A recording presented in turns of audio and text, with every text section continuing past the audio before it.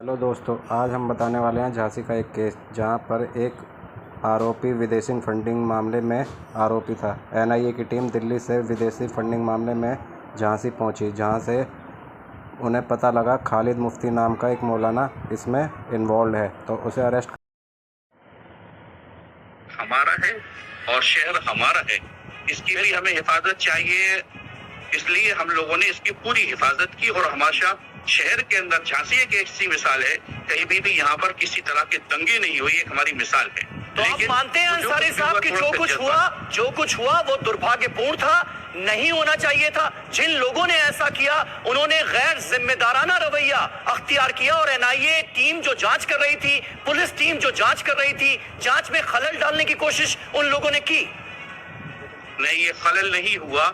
वजह ये है कि वो ले जा रहे थे, ले जाने में एनआई वालों से कोई बात नहीं हुई और पुलिस से कोई बात नहीं हुई। इस तरह से थोड़ा भीड़ भाड़ में ये मजमा ज्यादा हो जाता है, उसकी वजह से जो मुफ्ती खालिद थे उनको छोड़ाया नहीं गया है। थोड़ी सी बात मैं अपनी तरफ से एक बात कहूंगा, थोड़ा मीडिया जो है मिक्सिंग करके उसने कुछ माहौल ज्यादा खराब किया है, थोड़ा सा आपको बुरा ना लगे। नहीं, इसमें बुरा लगने की कोई बात नहीं, आप अपने जज्बात बयां कर सकते हैं, लेकिन हम जो कुछ भी कह रहे हैं वो फैक्ट्स के आधार पर कह रहे हैं। पुलिस और एनआईए की टीम ने जो जानकारी दी है उसके मुताबिक और तस्वीरें जो वीडियो सामने आए हैं घटनास्थल से उसके मुताबिक कुछ घंटे तक न सिर्फ छुड़वा लिया गया बल्कि पुलिस और एनआईए की टीम से अलग जो भीड़ वहां पर मौजूद थी उनके पास वो शख्स जिससे पूछताछ करनी थी उसको रखा गया।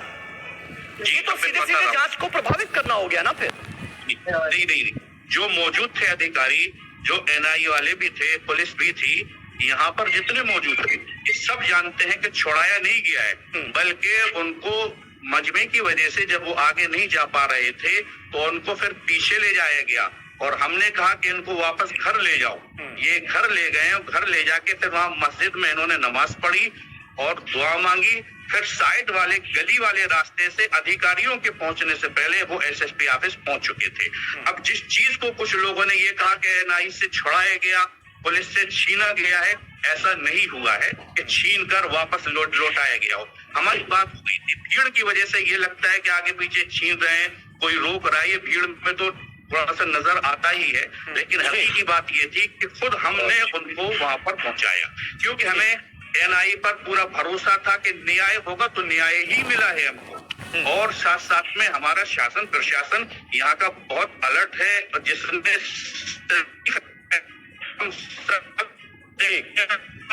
करते हैं कि हमारे मुल्क में किसी तरह से अमान और अमन बाकी रहे। यहाँ शहर में झांसी में कुछ नहीं हुआ है, ये हमारी तरफ से आप मुतमईन रहे। चलिए, आपका ये बोलना है साबिर साहब की भीड़ ने छुड़ाया नहीं है, कुछ देर अपने पास रखा है और गलत तरीके से उसको सामने रखा गया है, ये आपका कहना है।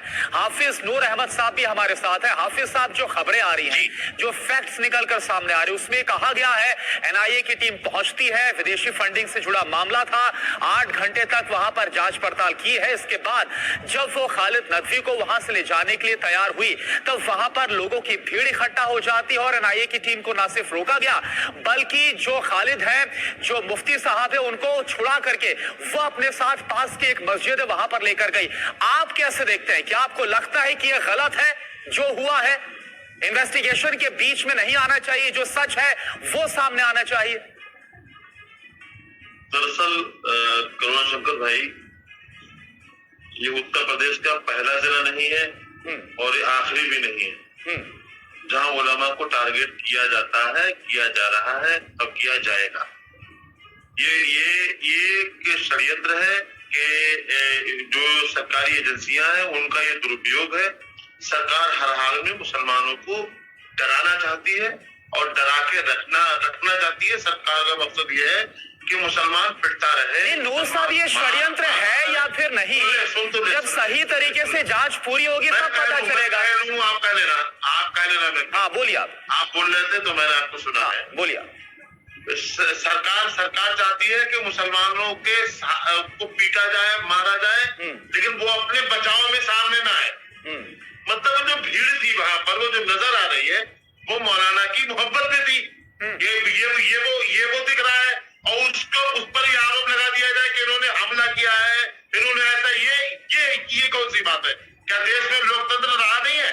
मतलब एजेंसियों का खोल करके दुरुपयोग हो रहा है, ये नहीं नजर आ रहा किसी को। हाफिज नूर अहमद अजहरी साहब, एनआईए का अजहरी साहब, योगी सरकार, अजहरी साहब, आप जो बात कह रहे हैं उससे पहले, अजहरी साहब सुनिएगा मेरी बात, आप जो बात कह रहे हैं उससे इत्तेफाक झांसी के शहर काजी भी नहीं रखते। वो कह रहे हैं प्रशासन हमारा पूरी तरह से सहयोग कर रहा है, न्याय हो रहा है, इसका हमें पूरा भरोसा है। और आपने वही रिकॉर्ड बजा दिया कि मुसलमानों के साथ ज्यादती हो रही है, आप जस्टिफाई कर रहे हैं बैठकर।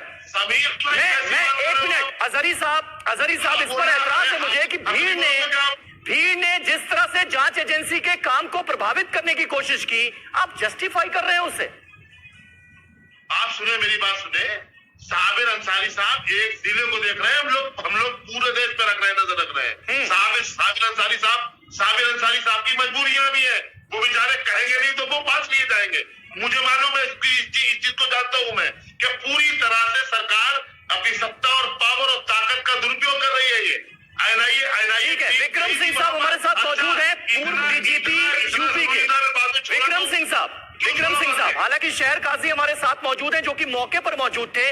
वो कह रहे हैं कि हमने सहयोग किया प्रशासन को और थोड़ी देर के लिए जो हालात बने हुए थे उस पर काबू पाया गया और जिस शख्स से पूछताछ करनी थी उसे एनआईए को सौंपा गया।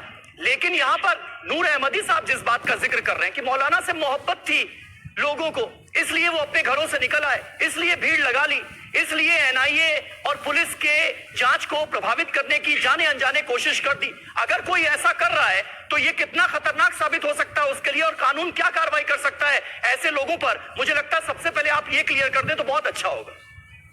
समीर अब्बास साहब, बहुत माकूल सवाल है। मैंने काबिल एहतराम मुफ्ती साबिर साहब किबला की बातें सुनी बड़े गौर से और मैं उनको मुबारकबाद देना चाहूंगा कि उन्होंने मरहम लगाया। लेकिन अगर यही सोचेंगे कि मुफ्ती नूर साहब अगर वहां तशरीफ फरमा होते तो क्या हालात होते। इंतजामिया आपकी मोहब्बत और जज्बात से नहीं चलती, इंतजामिया चलती है कानून से। पुलिस आपकी हमदर्द है, तफ्तीश कुरंदा के साथ ताउन करना आपकी जिम्मेदारी है और हम सबकी जिम्मेदारी है। मैं फोर्स का डीजीपी रहा हूं और जब जाता हूं एयरपोर्ट में मेरी तलाशी होती है, जितनी बार जाता हूं तलाशी होती है, मुझे जाते तो भी तलाशी होती है, क्योंकि ये लाजमी है, ये जरूरी है आपकी हमारी वतन की हिफाजत के लिए। और इसमें ये कहते रहे एक पैटर्न आप कहीं पर भी देखें, कहीं पर भी अगर तलाशी के लिए एनआईए जाती है तो पहले तो भीड़ इकट्ठा होती थी, पत्थर चलते थे। अब एक नया सिस्टम तैयार हुआ है कि जिसमें वो लेडीज आ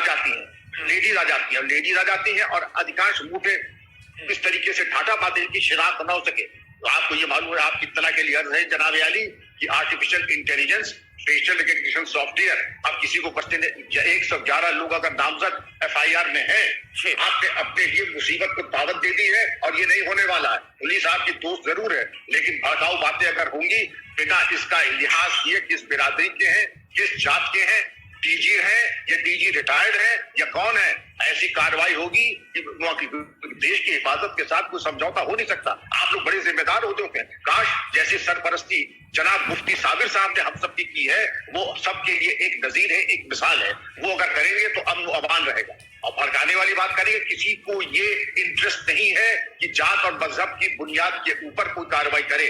जात और मजहब हमारे नेताओं को मुबारक हो, आप लोगों को मुबारक हो। हम लोग जब यूनिफॉर्म पहनते हैं तो यूनिफॉर्म का मतलब ही यूनिफॉर्म होता है, हम सबके हैं और सब हमारे, कानून की बुनियाद पे।